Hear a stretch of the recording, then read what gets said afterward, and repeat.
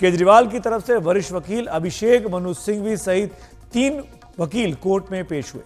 केजरीवाल की तरफ से कोर्ट में यह दलील दी गई कि ईडी कहती है कि उनके पास मेरे खिलाफ सारी सामग्री थी, तो फिर आपने आचार संहिता लागू होने तक का इंतजार क्यों किया। यह भी दलील दी गई कि चुनाव में भाग लेना एक राजनेता का अधिकार है। यह भी कहना था कि स्वतंत्र और निष्पक्ष चुनाव को लेकर सुप्रीम कोर्ट के फैसले हैं, लेकिन यहां चुनाव के लिए नॉन लेवल प्लेइंग फील्ड बनाई जा रही है। जिस तरीके से गिरफ्तार किया गया है, इससे ईडी की जल्दबाजी पता चलती है। ईडी के पास कोई सीधा सबूत नहीं है, यह भी ईडी पर इल्जाम लगाया गया।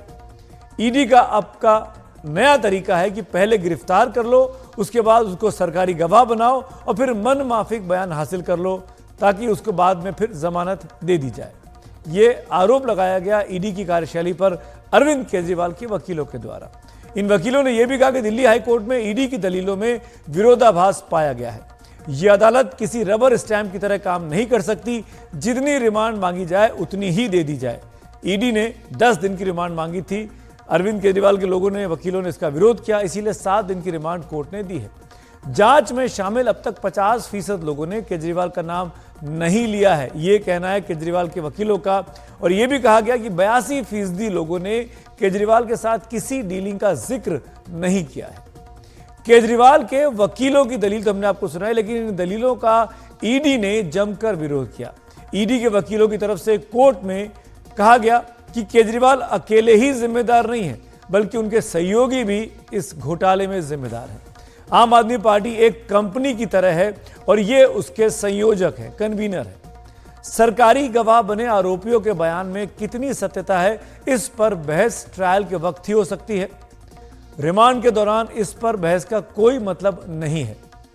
आरोपी यह तय नहीं कर सकता कि गिरफ्तारी की जरूरत है या नहीं है। यह काम तो जांच एजेंसी का है।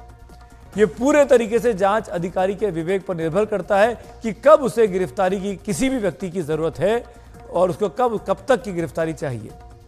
अब आइए आपको दिखाते हैं कि ईडी की रिमांड कॉपी में क्या लिखा हुआ है। आम आदमी पार्टी एक कंपनी की तरह है।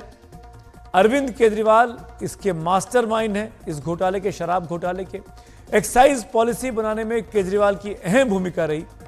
किकबैक के तौर पर जो पैसा आया उससे गोवा चुनावों में लगाया गया, यानी आम आदमी पार्टी ने पैसा लिया शराब की लॉबी से, माफिया से, और अपनी पार्टी के कामकाज में गोवा के विधानसभा चुनावों में उसका इस्तेमाल किया। विजय नायर, मनीष सिसोदिया के साथ मिलकर साउथ की लिकर लॉबी से यह पैसा लिया गया। साउथ मतलब दक्षिण भारत की। मनीष सिसोदिया के सचिव सी अरविंद ने जो बयान दिया उसका भी हवाला दिया गया।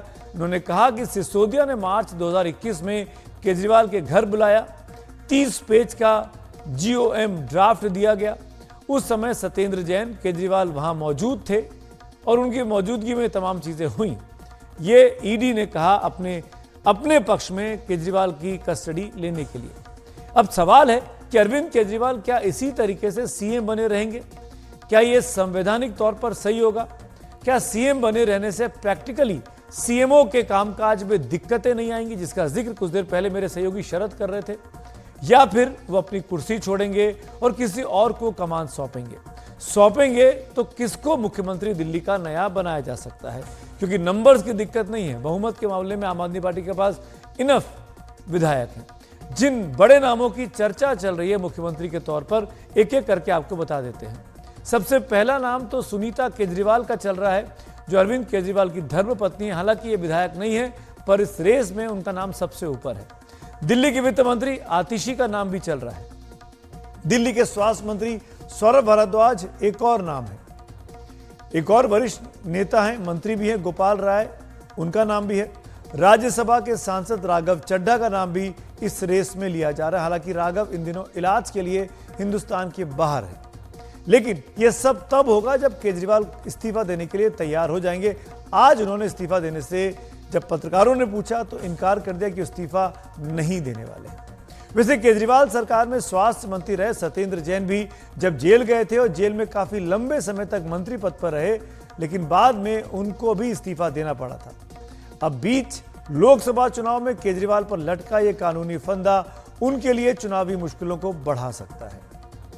अरविंद केजरीवाल की पत्नी सुनीता केजरीवाल ने भी मोदी सरकार पर निशाना साधा है।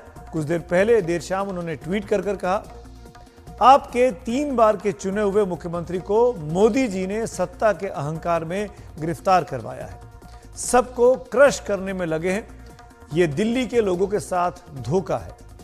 आपके मुख्यमंत्री हमेशा आपके साथ खड़े रहें, अंदर रहें या फिर बाहर, उनका जीवन देश को समर्पित है। जनता जनार्दन है, सब जानती है। सुनीता केजरीवाल का अरविंद केजरीवाल की गिरफ्तारी के बाद यह पहला रिएक्शन है, पहला ट्वीट है। उन्होंने केंद्र सरकार पर निशाना साधा है।